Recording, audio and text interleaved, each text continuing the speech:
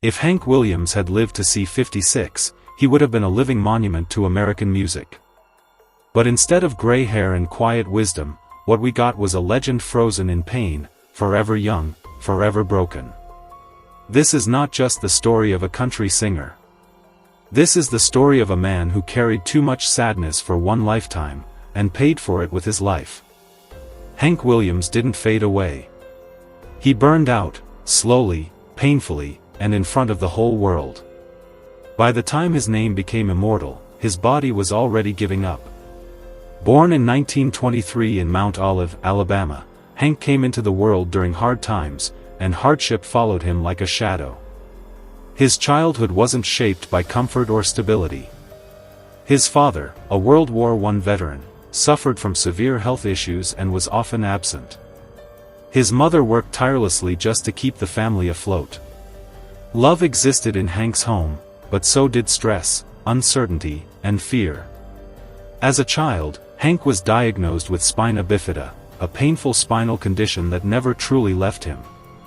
It caused constant discomfort, limited mobility, and a deep sense of vulnerability.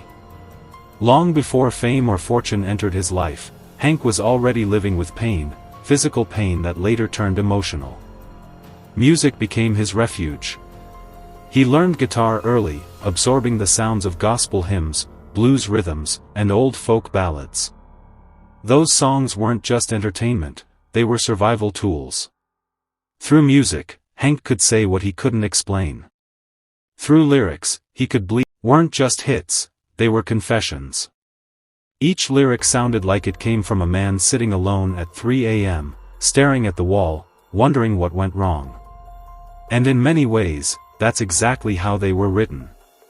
The public saw a star. But privately, Hank was unraveling. The pressure to perform, the constant touring, the expectations, all of it worsened his physical condition.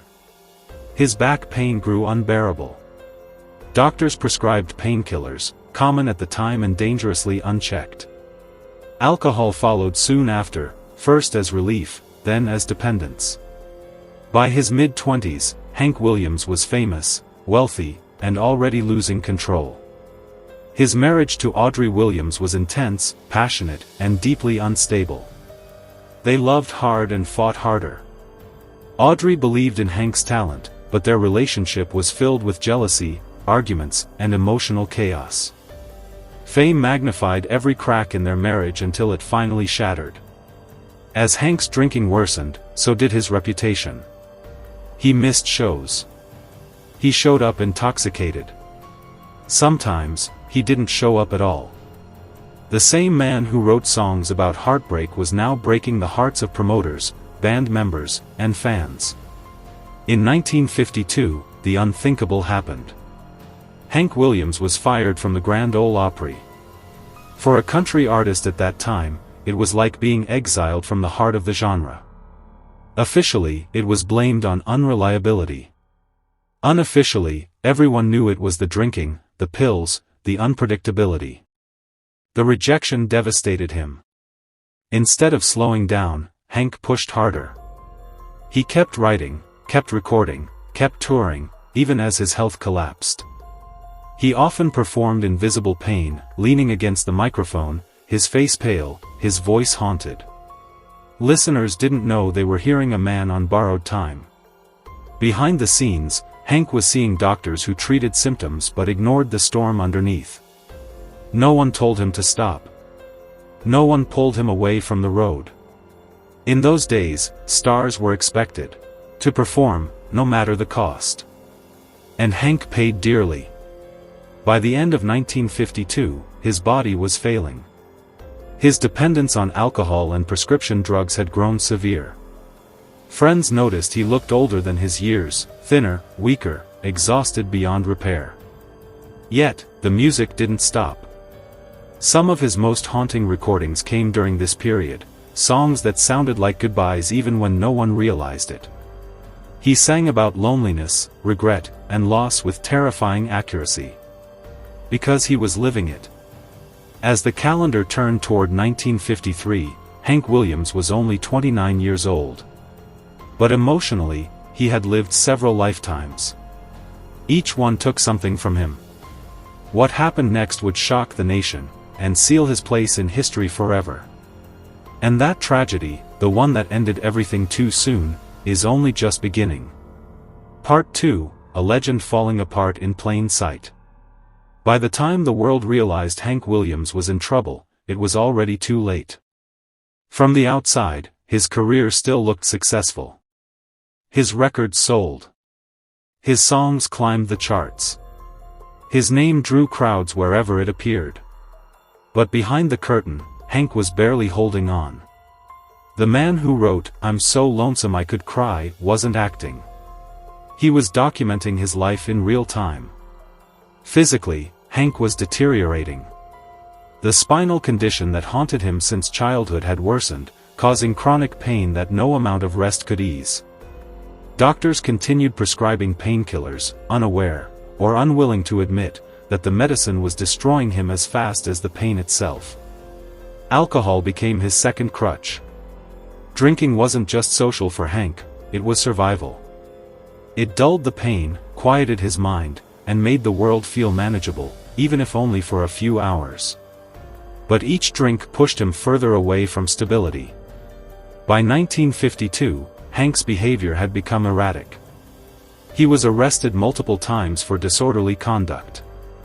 He alienated friends, bandmates, and business partners. Promoters hesitated to book him, afraid he wouldn't show up, or worse, show up drunk and unfit to perform. Still, the public loved him. That contrast, adoration from strangers and isolation from those closest to him, tore Hank apart. His second marriage, to Billie Jean Jones, was meant to offer stability. Instead, it became another chapter of turbulence. Hank desperately wanted someone to save him, but he didn't know how to accept help. Every relationship became strained under the weight of his addiction and emotional volatility. Despite everything, Hank kept writing. And the songs grew darker. There was no hope left in his lyrics, only resignation. He sang like a man already gone, as if he knew he wouldn't be around much longer. Those who listened closely could hear it, the finality, the quiet despair. In late December 1952, Hank was scheduled to perform in Canton, Ohio, on New Year's Day. He was too ill to fly, so his management arranged for him to travel by car. A college student named Charles Carr was hired to drive him. That decision would become one of the most tragic footnotes in music history. Hank climbed into the back seat, wrapped in blankets, carrying a bottle of alcohol and a small supply of pills. Along the way, he stopped at a doctor's office, where he was given injections to help manage the pain. No one realized how dangerous the combination would be. As the car rolled through the cold night, Hank grew quieter. By the time they reached Oak Hill, West Virginia, something was wrong. Carr stopped the car and checked on him. Hank Williams was dead.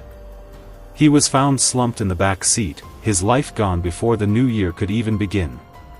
The official cause was heart failure, complicated by alcohol and drug use. He was 29 years old.